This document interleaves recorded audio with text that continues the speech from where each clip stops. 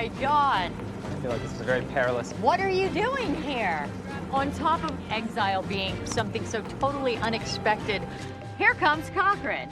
I've met presidents, prime ministers, and I'm not very often awestruck. But to meet one of my favorite Survivor winners was an honor and a privilege. Ladies and gents, welcome back. Thank you for tuning in. My name is Peridiam, and this time around, I want to talk about the worst twist in the history of Survivor. While there are many twists that have come and gone, and while some of them have worked to great success, many of them have not. Nonetheless, make no mistake, this is not a top 5 video, and oh, it could have been. But after compiling what I believe were the top 5, I still had several twists that I wanted to talk about. And while they were not the worst things to ever happen, they were still in dire need of being addressed. I can't shake leaving these twists out. So instead of a top 5, we're going to be talking about all of the bad twists in the history of Survivor. That's right, all of them. I don't care if this video takes me a half an hour. I'm not done sharpening my pitchfork. My desire for blood cannot be sated with just 5. I do want to say I might leave a twist or two out, either because I forgot about it or because I didn't deem it terrible enough to warrant discussion. Regardless, let's get on with the rioting. Here are the worst twists to ever happen on Survivor. May history forever shine a light on the path ahead. After you see the votes, you can use it.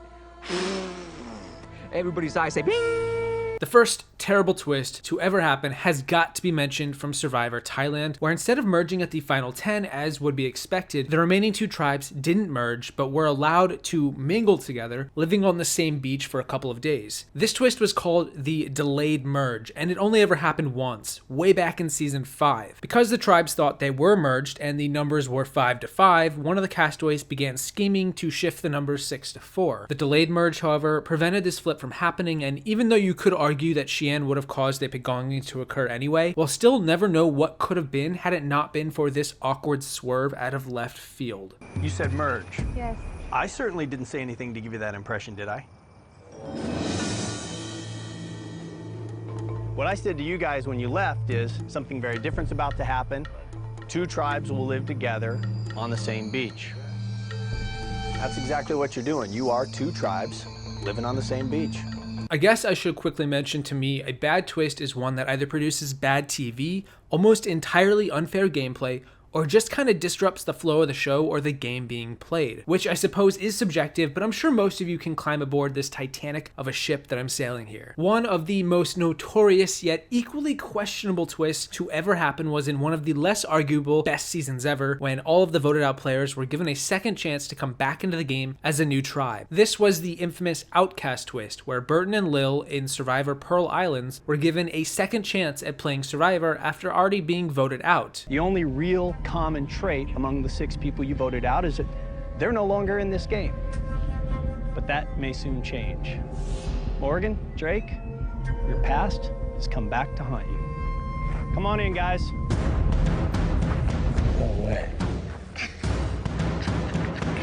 This had never happened before, and unlike in Redemption Island, which happened many seasons later, this twist was not known at the start and thus was a major disruption to the players and to the show. And even though I did like the outcome of the twist, and it definitely made for some exciting television, it was fundamentally so flawed to be included in the game that I can't help but dislike all that it stands for. I don't even think I'm being a purist here. I love a good twist. It's just the Outcasts were so imbalanced that it created a completely different game for a few episodes, and I just want to watch Survivor, damn it. The next twist, one of my least favorite twists in the entirety of the show, is actually what inspired me to include every bad twist in this video. I don't know if this twist actually makes the top 5, but I wanted to talk about it anyway. The twist in question is the double boot schoolyard pick on day 2 of Survivor Palau, the 10th season of Survivor, where 2 castaways from the starting cast of 20 were instantly kicked out of the game for not being selected to be on a tribe. We're going to divide into 2 tribes with 9 members each. That's 18 people.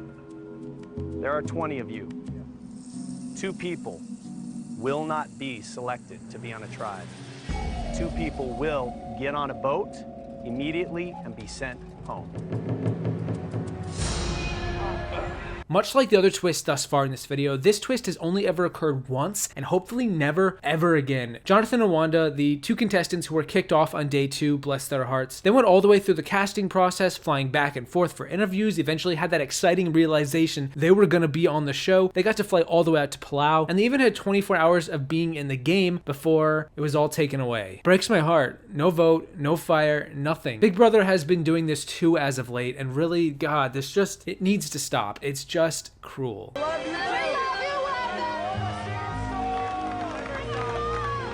a good one, guys. Bye.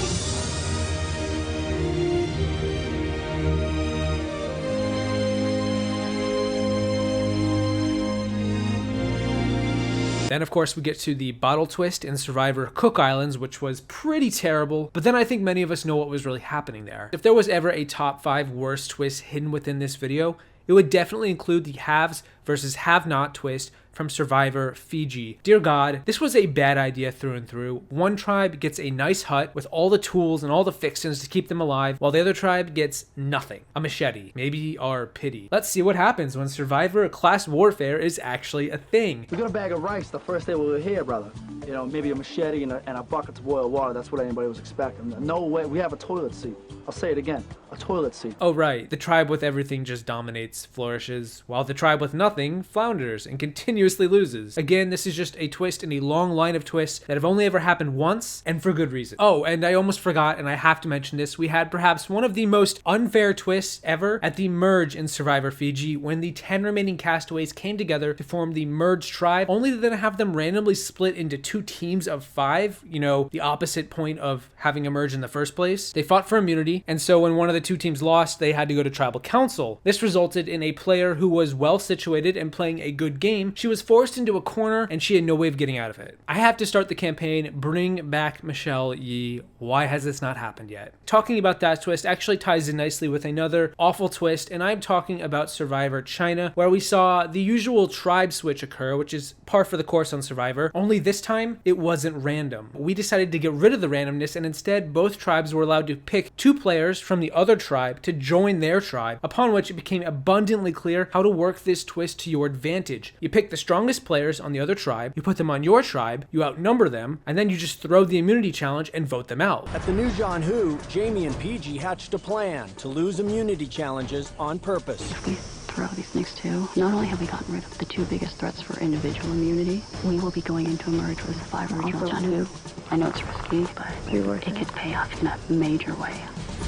And at the immunity challenge, Jamie tossed away a puzzle piece. They have to fit on, y'all. They have to fit on like this. You can already tell this is a terrible twist for obvious reasons, but I dislike the fact that it doesn't even encourage losing, yet it still makes losing the optimal strategy. It's one thing if a player chooses to lose or to throw a challenge in the face of weighing risk versus reward, but in the case of the switch at China, there just was no risk. It was just poorly thought out. On the other hand, you get Survivor Micronesia fans versus favorites, another ridiculous twist where this time returning players were competing against a group of new players, which I think was thought out and was more just a way to get a bunch of returning players back on the screen, despite some of them not exactly being favorites, or the fans even being fans. Ugh, come on. This advantage of having one tribe who has played Survivor before against a field of players who have never played before is so huge. It's literally meant that every time a returning player is in a season with new players, at least one returning player reaches the end. And I think this has happened in all but one season across all of Survivor and Big Brother, believe it or not.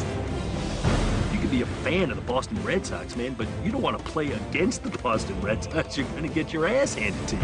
This twist on paper, it can make for good TV, but in practice, it just always fails time and time again, and make no mistake, Micronesia is not beloved for this twist. As far as bad twists go, I would also include this in the top 5. We had the Medallion of Power twist show up for a brief stint in Survivor Nicaragua. I can barely muster the words to care about this twist. I know, a lot of people like to say this is one of the worst twists to ever happen, but the truth is that it's really just so negligible, it really doesn't even matter. It was a non-event for the first 2 episodes it existed, and like many other bad twists, it will likely never return. I don't really know what else there is to say about it.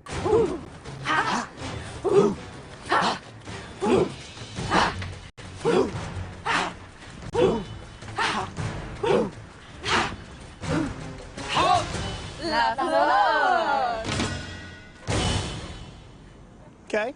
But then we get to the main event, the cream of the crop of what likely is the #1 worst twist in all of Survivor. This isn't even a top 5, but this is definitely the worst twist, and that is Redemption Island, which is the twist that was featured heavily in the eponymous Survivor Redemption Island. I've yet to meet someone who actually loves this twist. Are you out there? It's as if the Outcast twist from Survivor Pearl Islands came back, but happened twice in a season, and we got to watch Skinny Ryan go head-to-head versus Lil to solve a puzzle, which actually would be kind of fun. No, it wouldn't. Redemption Island is the granddaddy of them all, largely because it disrupts every episode it takes place in, absolutely destroying the momentum of an episode in favor of giving our quote-unquote favorites another 5 minutes in the spotlight before they inevitably lose the duel or truel or quadruel. Jesus, I don't know. And then we have their buff burn. There's just so much good stuff on Survivor. Did we ever need duels to take up a third of every episode for an entire season? And then it returned 2 more times. And I gotta be clear here, Redemption Island only worked in Blood versus Water because it had Blood versus Water. Family members existed, the dynamics were already heated, not because Redemption Island was a thing. We're playing Survivor, babe.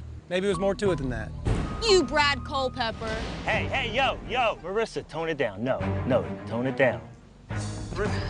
Hey, stay focused on what you got to do out here.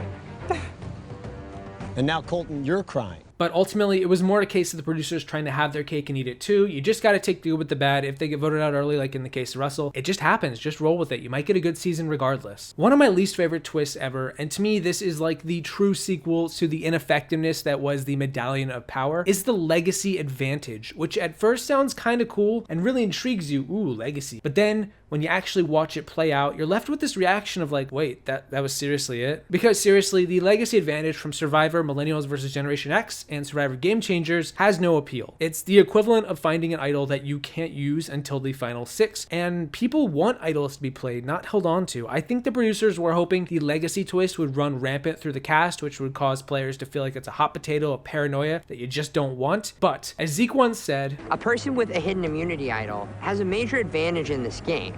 But if everybody knows that they have it, that advantage decreases significantly. Because it was inherently hidden and completely unexpected, it was instantly dead on arrival. I do like the concept of a player who has been voted out having some effect as they walk out the door. There is something there. I just don't think the Legacy Advantage was it. And you know what? I guess I gotta save the latest for the last. But the truth is, I won't be spending time here talking about the HHH Fire-Making Final Four twist because I've already made an entire video talking about that twist and how I feel about it and what I think it means for the future of Survivor. So I would strongly recommend checking out that video if you're curious about what I think about that twist in particular. As far as a lot of the other one-off twists that have popped up as of late go, there have been a lot. I actually don't mind those nearly as much, and I've actually enjoyed a handful of them existing in the game. The double vote, the vote cancel, vote steal, withholding your vote, a lot of votes, and any of the this must be played tonight twists are kind of manageable, and they do make for some good TV without long-lasting ramifications. The reward steal that Adam picked up in Survivor MVGX was pretty bad, but then again, finding a rotten banana sucks too. I mean, you don't have to eat the banana. I know everything about this game, and this is certainly.